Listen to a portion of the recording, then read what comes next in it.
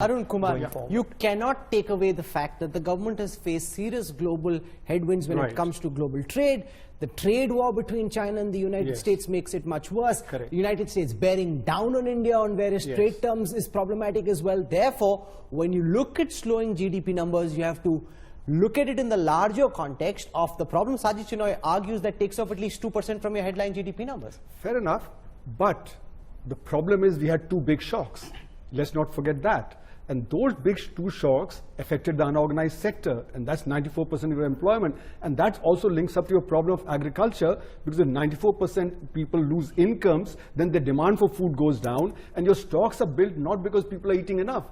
Women and children, 40% are malnourished. Okay, DK Joshi, do you agree with Arun Kumar's assessment that yes, there are these headwinds, but we also shot ourselves in the foot with demonetization particularly, and if we hadn't, then the situation would not have been as bad as it is, because crude oil prices for the large part of 5 years have been moderate. We would have still been able to ensure that the economy was chugging along at a fast clip.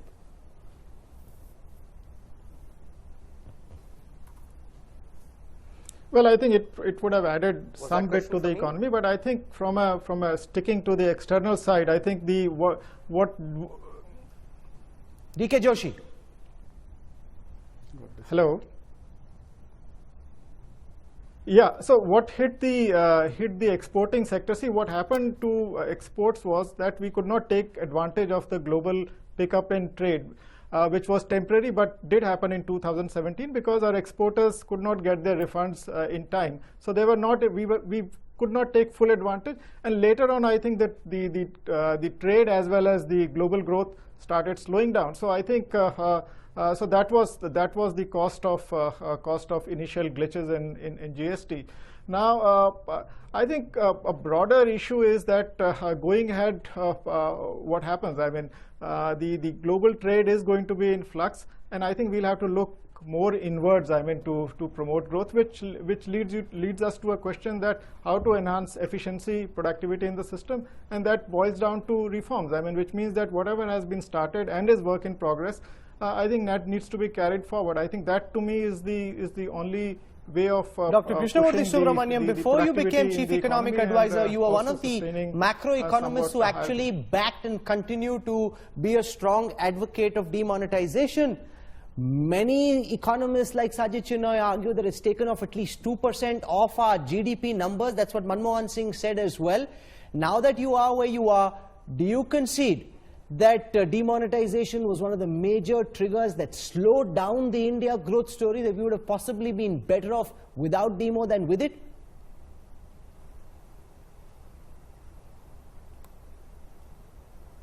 So let me focus on a couple of aspects here. If we notice we've been able to identify close to 360,000 shell companies. And remember, and this is some of my research have actually been finding that it's the shell companies, the related party transactions that are done with shell companies and using shell companies that accounts for what I actually call the Brahma Vishnu Mahesh, which is you have money laundering, tax evasion, and willful default, and neither of these three are actually are salutary for the economy. Now, this is something that has happened actually post demonetization. We've also been able to identify several sources of undisclosed income. Let's recognize, and what an economist always talks about is that there are no benign options. Economists always have two hands, on the one hand, on the other hand.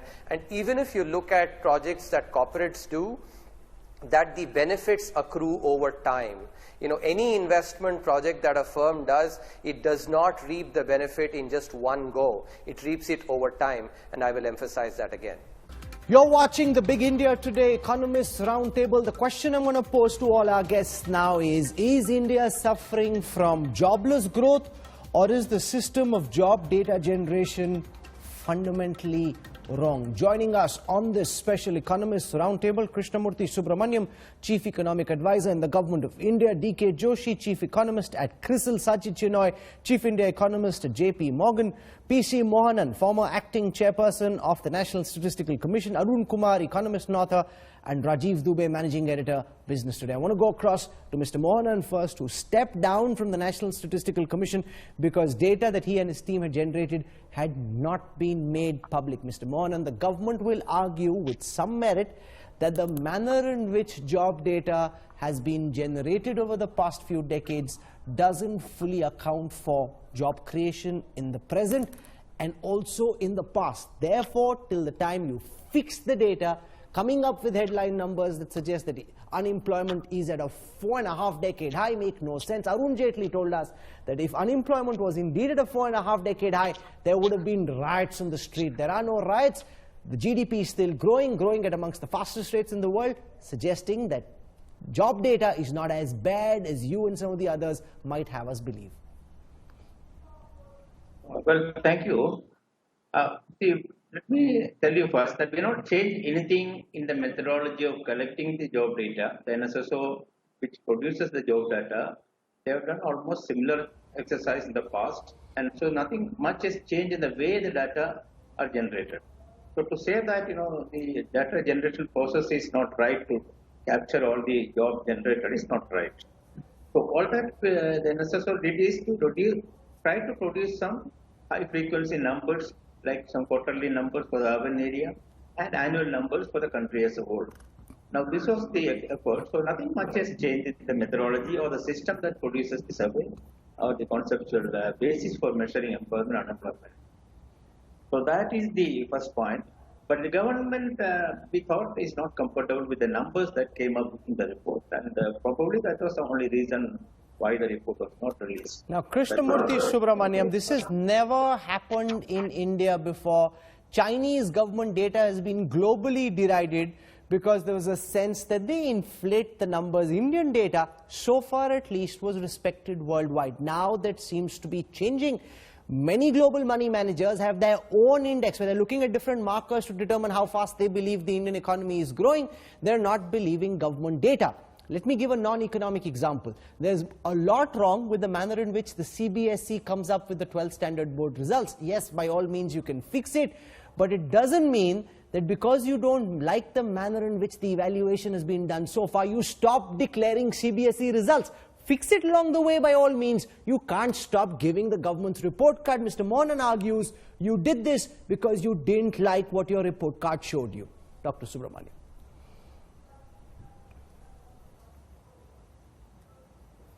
So first, now I've been in the government for the last 4 months now. And one of the things that has really struck me is the strength of our democracy, which is the number of touch points there are for policy making. And therefore, I actually remain totally convinced that it is very difficult to develop a narrative that is anything but the truth. Because the number of touch points there are for policy. So I actually will, emphatically say that, while there might be we may have to, calibrate a little bit on some of these aspects, but I will, definitely say that there is absolutely no motive behind any of this. Now let me come to the specifics. On the employment numbers, I think there's a lot of misinformation here which one must correct. Number one, across the world, if you look at it, what is called the elasticity of employment to economic growth, that has been going down because of technological reasons. So the unemployment number net in the economy itself does not make that much sense, because one has to open the hood and really look at sectors that create jobs and sectors that are losing jobs, number one. And that's something which, a phenomenon that is happening worldwide, in India as well.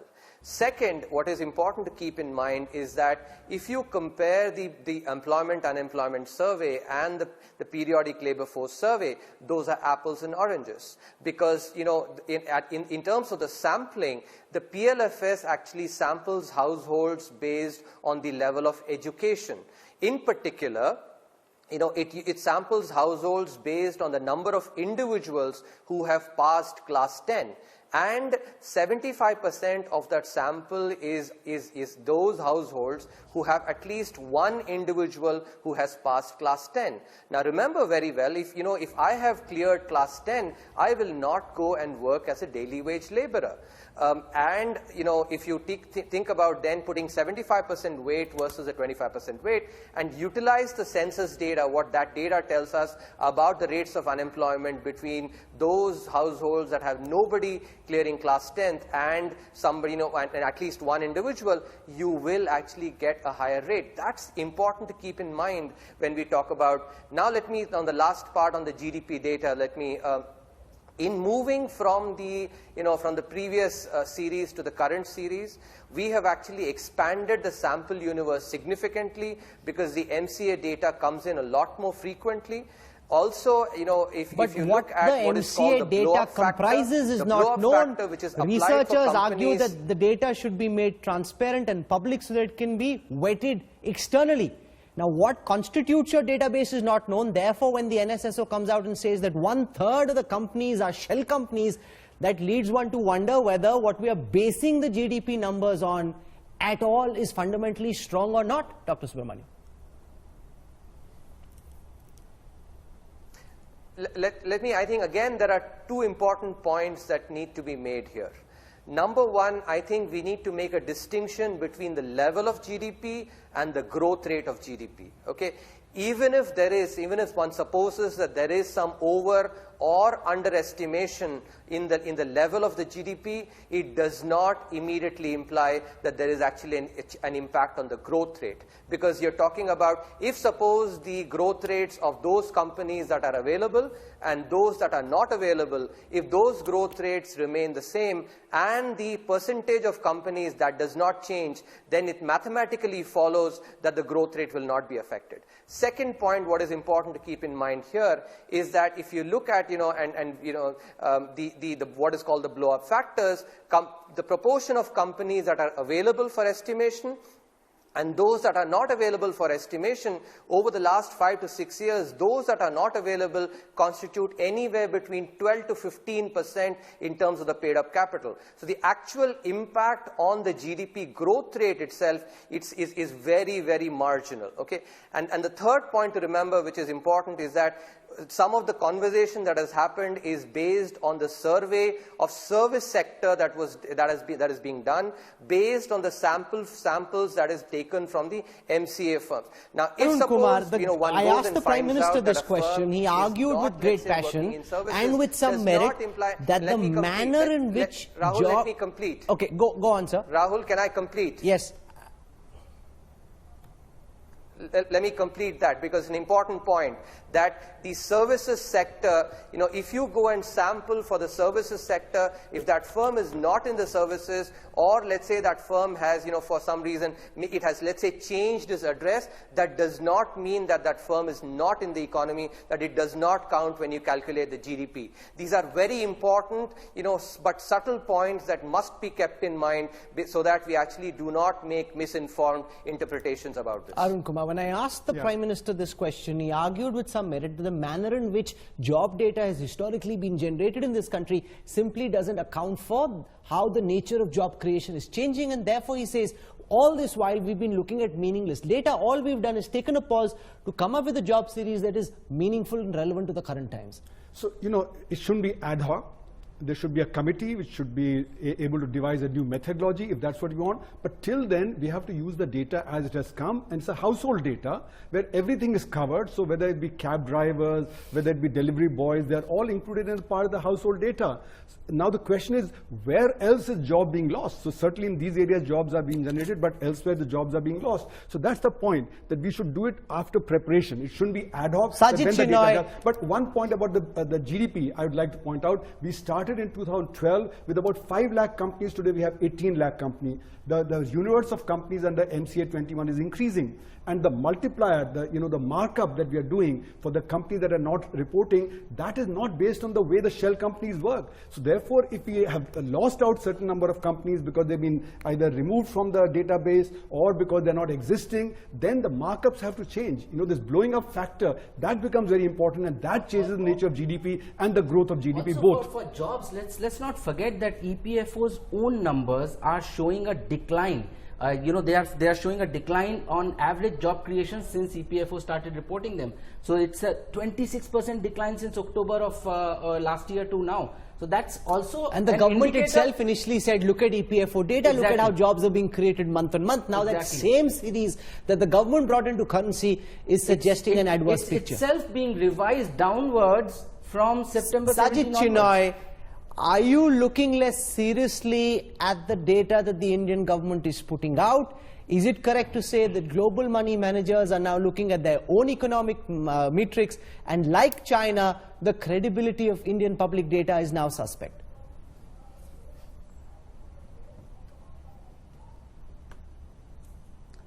Rahul, Indian data has been very good, and I don't think global managers have reached a point where they're creating their own indices. I think the real question is the one you asked in the beginning, which is about growth in jobs and whether we've had jobless growth. I think what's a little bit unfortunate, and this is true of the last 30 years, not just the last 5, is that we're fundamentally labor-abundant economy. But if you look at our growth in the last 3 decades, it's been very capital-intensive. Just take our export basket. You know, 15 years ago, 70% of our exports was leather, textile, gems and jewelry, very labor-intensive. Today, more than 50% is very capital-intensive. Automobile parts, engineering goods, pharmaceuticals, capital goods. Essentially what's happened is, and this is true in other parts of the world as well, the relative cost of labor compared to capital is too high in India. And therefore the capital intensity in manufacturing and organized manufacturing is way too high for a country like India. There is a lot of research on this that's proved this. In fact, I would say, you know, the labor intensity has fallen by a factor of 5 in the last 30 years. This is happening for 2 reasons. One is that the relative cost of machines with the advent of technology has come down all over the world. But at the same time, if you look at, you know, in India's case, education, lack of skills, health, labor frictions, labor law constraints, the productivity adjusted cost of labor is very high. So for me, the key issue is not just what growth is going to be or what investment is going to be. The key issue is, can we work on health, education, skills, labor laws to make labor a more attractive factor of production?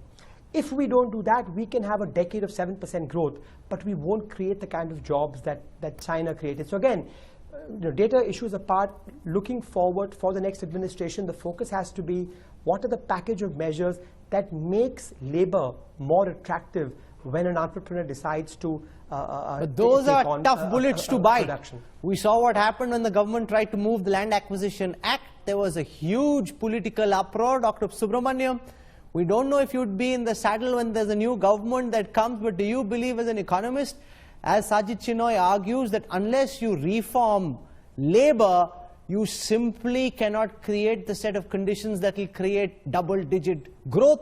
The last time the government tried to bite a tough bullet on land acquisition, there was such a strong blowback that after that the government, the Modi Sarkar at least, didn't even attempt to go down that road.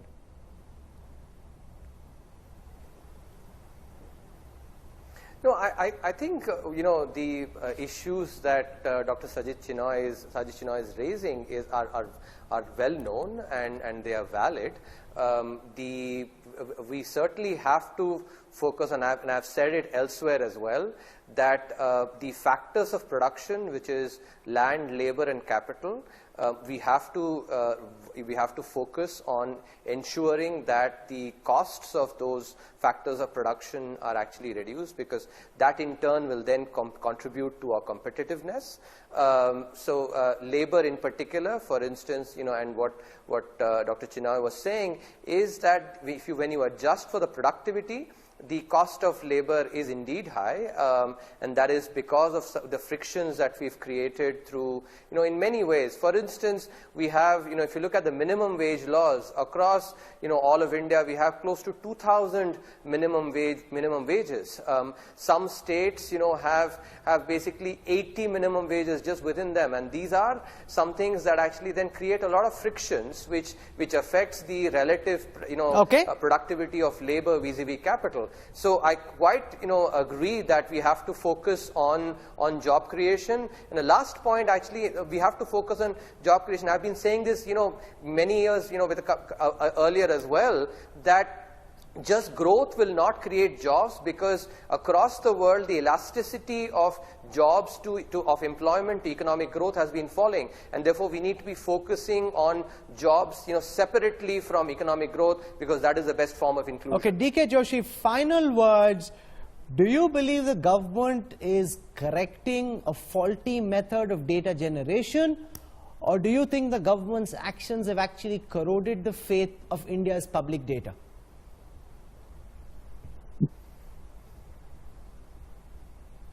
Well, I think the process that was adopted was an improvement over the previous process, and it is stabilizing. I think once it stabilizes, I think you'll have more confidence in it. I mean, so right now, I think it is in the process of stabilizing, and I think I think if I may just add to the jobs part.